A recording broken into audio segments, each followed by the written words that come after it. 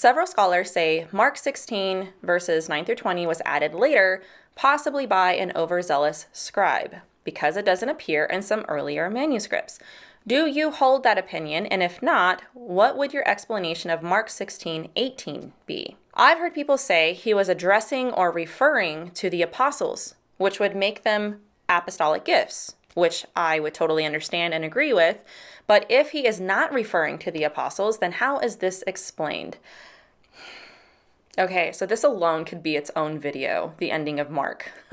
Okay, I'm in no way, shape, or form going to say that I have all of this figured out, but I do want to start by saying that I do not have a what I call a house of cards theology on the ending of Mark. What I mean by that is my faith is not so fragile that it rises or falls on something like this. I do, however, have a current position on this, and I'm up for changing my mind and learning more and more. But as of now, no. My answer is no. I do not think that Mark wrote verses 9 through 20, nor do most scholars. So for me, the external and internal evidence just seem very convincing to me that this is not Mark who wrote it, particularly the internal evidence. I don't think it was missing or hidden or lost. I think it was added. Now, who put it there? I'm not sure. But it was written early and it was embraced by many. And I actually don't see an issue with it being in our Bibles at all and find it a very interesting study. The thing is just because he didn't write it doesn't mean it's not true. So before I get to the core of your question, I just want to add that it's interesting considering how manuscript and canonization happened. Like, people are over here making a fuss about what if this was added or this was taken away and the Bible was pieced together. And then here we have this ending of Mark that I think is a really good example of textual criticism. Like, it's added, but with a caveat. And the reason that there's a caveat is because of the consistency and reliability of the rest of the manuscripts, right? But okay, to your question, if this is the case and we shouldn't have a problem with this in our Bibles, then what do these scriptures mean? Particularly verse 18, right? So you only asked about verse 18, so I'm going to only focus on that. So thanks for that. And what's the application to verse 18? Is it to the apostles? Is it to us? Or what, right?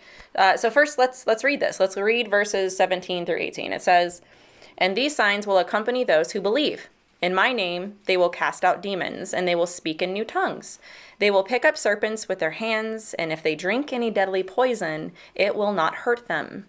They will lay their hands on the sick, and they will recover." I'm still sorting this out, okay? But this is what I believe about these verses at the moment, okay? So first, I can hear my seminary professor living rent-free in my head. And what he's saying is that there are no imperatives here. Now, what that means is that there are no implicit commands to go do these things, right? In other words, there's not a command to go out and handle snakes and drink poison. This is really important because this is simply an observation that this has happened, not a command to make it happen. Now, second, something I've always found really interesting about these verses is how oddly misplaced they are. I mean, I mentioned this before about the internal evidence, but this is one reason why I don't think Mark wrote this. I mean, speaking in tongues alone should give this away, in my opinion. Nowhere in any of the Gospels is this a thing, all right? This looks like something that belongs in the book of Acts, not the Gospels. Now, speaking of Acts, just to build on this second point, it's almost as if the writer of the longer ending was familiar with Pentecost and the events in Acts, particularly like Paul being bitten by a snake and not dying. The thing is that Paul got bitten by accident. It was not because he was trying to prove that he was a believer by handling snakes. God preserved him, and this was a sign of God, right? This sign allowed Paul to preach the gospel. See the difference? Like, it's just odd and stupid to just put yourself in danger on purpose, right? This was a sign, a miracle done from God to further the reach of the gospel. And this brings me to my third point. Your question was about who was this for? Like, who was Jesus referring to? Now, if I were just to go back and read verse 17, it's obvious that he's talking about these signs accompanying those who believe. So it doesn't seem to be limited to the apostles because believers in general have done these things, like, for example, speaking in tongues, healing the sick, and things like that. But I think the key is in verse 17, saying that these signs will follow those who believe. This is where I want to talk about signs and what they are, because the purpose of the sign gifts was to authenticate and spread the gospel. I think the situation with Paul is a perfect example. He wasn't being all extra, showing off, drinking poison, or throat punching some cobras. He was supernaturally protected, and from that protection, he was able to share about Jesus because of that protection. There's not an exact reference for the poison, but I submit that the same logic applies. You don't drink poison like a prideful psycho trying to prove you're super spiritual or something. I think it would possibly be a situation where the enemies of the believers might try to poison them or something, right? And God would supernaturally protect them, and that protection would get people's attention to listen to the gospel.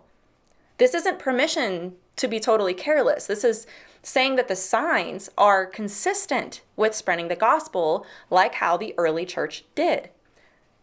The signs were not about us. They were not about showing we were true believers. This is a very eisegetical view of this, in my opinion, a trap that many Christians fall into.